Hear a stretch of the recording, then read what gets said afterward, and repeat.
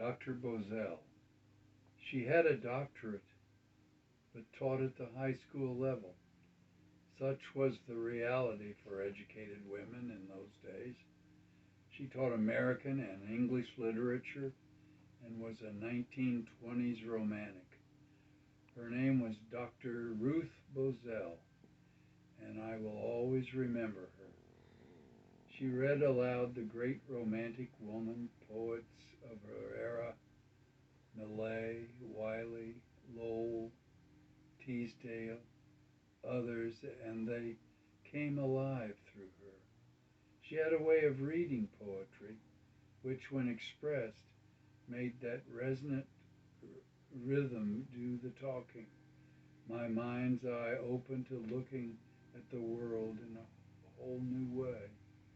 Quoting Edna Millay, she said, "The world stands out on either side, no wider than the heart is wide. Above the world is stretched the sky, no higher than the soul is high."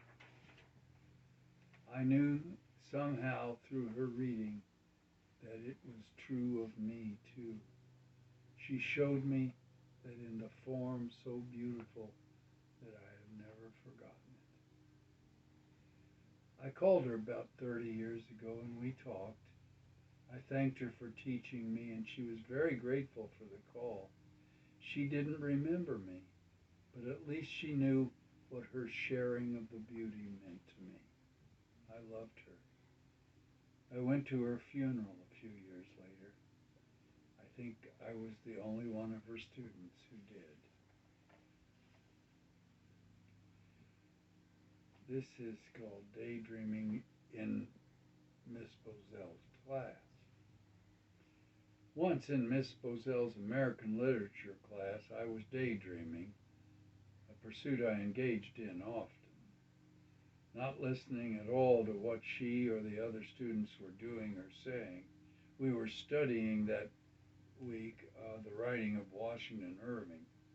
It was around Halloween and The Legend of Sleepy Hollow had been assigned to the class to read.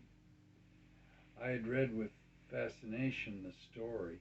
The headless horseman and the town's terror were very vividly and scarily portrayed. I knew it well and didn't need to listen to what the other kids were saying. Miss Bozell was an astute judge of the world around her, and looking back on it, was obviously aware of that my attention was somewhere else, far off from the subject at hand. She caught me. Here's how. "Jem, Truelock, tell us about Sunnyside." She was referring to the home of Washington Irving, which had been named Sunnyside. I came back to the present in a split second, stood up, and beside my desk proceeded to give a detailed description which amazed even Miss Bozell. You see, I thought she was talking about our Sunnyside, the tuberculosis hospital out on Sunnyside Road on the east side. It was a wonderful, multifaceted, complete, if you will, description of the wonders of a TB sanatorium. She just let me ramble on, not only talking about the hospital, but the disease itself, how my uncle had it, how smoking made it worse, and how its infection spread through the air.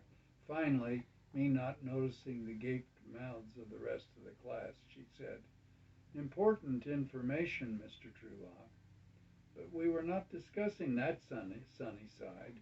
We were talking about Washington Irving's home. Sit down." Fool isn't the word to describe it. Stupid doesn't do it.